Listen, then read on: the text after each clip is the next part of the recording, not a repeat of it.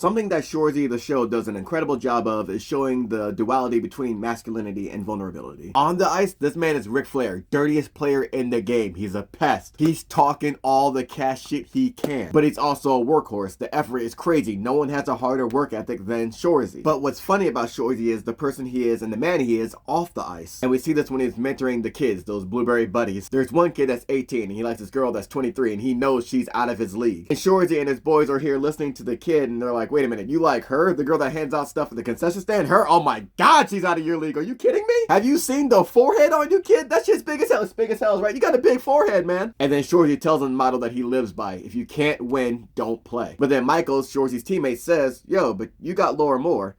And Shoresy then takes a second and he just looks inside for a minute. And everyone keeps talking like she's got an ex that played in the show, the big show. And the kid's like, yeah, I know. I just think she's attractive. And And then Shoresy checks back in like, you can get her. The kid's like, what? It's like, no, you can get her. These guys know girls. They get a lot of girls. We can help you. You can get her. You want her, right? Or are you just happy looking at her TikToks? Oh no, you want her, right? Okay. And you can get her. Then ask him, okay, what are her hobbies? What is she into? And he's like, okay, she likes dancing and music. Like, oh, she likes to dance. Done deal. Shoresy asks the kid, can you dance? He says, no. He's like, well, you better fucking learn. He's like, how? He's like, put your fucking head down, put one foot in front of the other. What do you think? This kid is adamant about not dancing. And Shoresy's like, okay, you want the girl? And the kid's like, yeah. He's like, okay, how else are you going to impress her then? She's 5 years older. She's 10 times hotter. And you want the girl? Yeah. You know she likes dancing. Yeah, but you're not willing to dance. And the kid tells him, would you? He's like, I've been doing all this shit then. The kid's adamant, no, I'm not gonna dance. And then Shoresy tells him, so you don't want her? He's like, I do. No, you don't. I do. No, you don't. And the teammates are like, no, he does. And he goes, okay, you know what I would do for my girl? I hate spiders. Terrified of them. Turns me into a little girl. I'd give a tarantula a Thai rub down just to take out her trash. I'd lick a bum's big toe just to clean her bathroom. I'd eat dirt just to put her duvet cover back on. I'd snort wood chips just to do a load of her whites. I'd suck a tiger shark's tit just to untangle the cords behind her TV, but you won't do a little dance. Then Shoresy tells the kids, hey, I'm gonna tell you something about life. If you want to win, you gotta do whatever it takes. And Michaels points out that Shoresy takes his girl, Laura Moore, down to karaoke every Wednesday and sings to her. And he looks like a fucking idiot when he does it, but that's what it takes. Hitchcock's like, I wake up 2 days later still laughing about how bad he is. And Shoresy's like, she likes it. And then fucking Dolo says, it's impressive to me, man. He's like, see, hey. And he's the only one that does music. He's the only one of y'all that does music. They then realize she likes to go to the same karaoke bar. Shoresy tells him,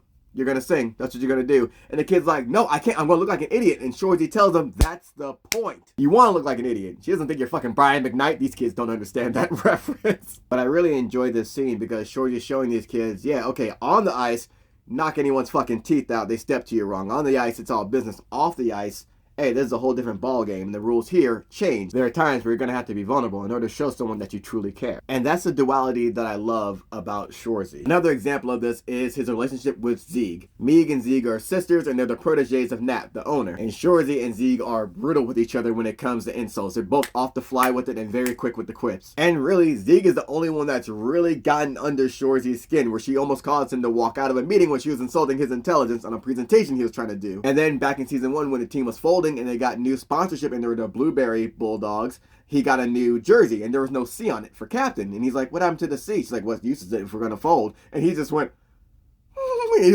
almost started crying and then just walked away. She's very brutal, and there's a scene where she walks into the locker room and tells him, hey, Nat wants to see you. And Shoresy tells her, hey, well, somebody had their dick out. And she says, I'd puke at the sight of it or laugh at the size of it. And he goes, oh my god. But Shoresy knows how to push her buttons because she's always compared to her sister, Meeg, as the not pretty one. When they had to go in front of the all-women council to defend the Bulldogs, even the older women there were like, why can't you be more like your sister, Meeg, Zieg? But they just go at it with each other. He's like, man, fuck you, Zieg, you fucking hee-haw. Or he tells her, you know, you've been a real cunt since you got your good hair in, Zieg. I love their relationship because she's the only one that gets Shoresy to kind of break in a sense. She told that man straight up, suck my dick one time. He just went, oh, they are just brutal with each other. And one day Zieg is late and Meeg's asking her what happened. She says, oh, I got pulled over. I got a ticket for speeding. And Meeg tells her, oh, you're an idiot. And Shoresy comes in and he's like, oh man, you're late. You said you're going to be here 5 minutes ago. You're late. That's 5 more minutes. I could have had my hand on Laura Moore's lap. And she's like, I'm not in the mood. He goes, oh, what's wrong? Tough day at the barnyard? And Meeg tells her, Shoresy, today's not the day. He's like, what? All the other cows pushing you out the way of the trough? And then they say what happened, that she got a ticket. And Shoresy looks at her like, oh, you're an idiot. And she says, I'm sorry, is there some fucking magic thing that gets you out of the ticket that I don't know about? And then Shoresy looks her dead in the face and tells her, hot girls don't get speeding tickets. And Zeke hears that and says, what? And that's the softest we've ever heard her voice throughout the entire seasons. And her sister Meeg is in the back smiling because that's what she was getting at. And then Shoresy tells her again, hot girls don't get tickets. What's wrong with you? And he's telling her, hot girls get anything they want. You think that cop's seen anybody hotter than you today? Probably hasn't seen anyone hotter than you in a month. Half the guys here even think you're higher than me. Well, maybe not like 50-50, maybe like 40-60. And they see Jory Jordan, who Shoresy hates, coming down. Hey, little fucking idiot. Fuck you. Fuck you. Think she's hot? Jory's like, yeah, oh yeah. Think she's hotter than her? He points at me. He's like, actually, no, don't answer that. Yeah, all right, get the fuck out of here. Get out of here. Fuck you. And then Shoresy tells her, you know what you do next time you're gonna get a speeding ticket? You do this. And he shows her how to get out of a ticket. Just sit down like, cops up here, you be the cops. Like, be the fucking cop. Sit down here, right? You just look at him like, sorry. Wait, what did you say? Sorry. Say I'm fucking sorry. God. Just look at him like that and you'll get a fucking ticket. Jesus. And it's here we see that, yeah, Shoresy insults her and he's brutal with her, but he doesn't mean it. And it's also not to say, oh, a guy calling you attractive makes you feel better. No. She's known this dude for a long fucking time. They're very antagonistic toward her, but he gives her a vulnerable moment because he sees she's having a bad day. So it is a shock that he's saying she's attractive, especially because he only likes older women, but also that he's being this nice and also showing, okay, let me show you how to get out of a speeding ticket. So he gives us an example of being an idiot to win someone's affection and to show how far you're willing to go for them. But here we see him being vulnerable in helping out a friend, someone he considers family, basically. Zig is having a shit day and he's just giving her basically reassurance and confidence as well. This show is a masterclass on showing how masculinity and vulnerability can be held hand in hand. They aren't two separate things. Listen, Jared Kiso, this dude, he knows how to write a banger of a show.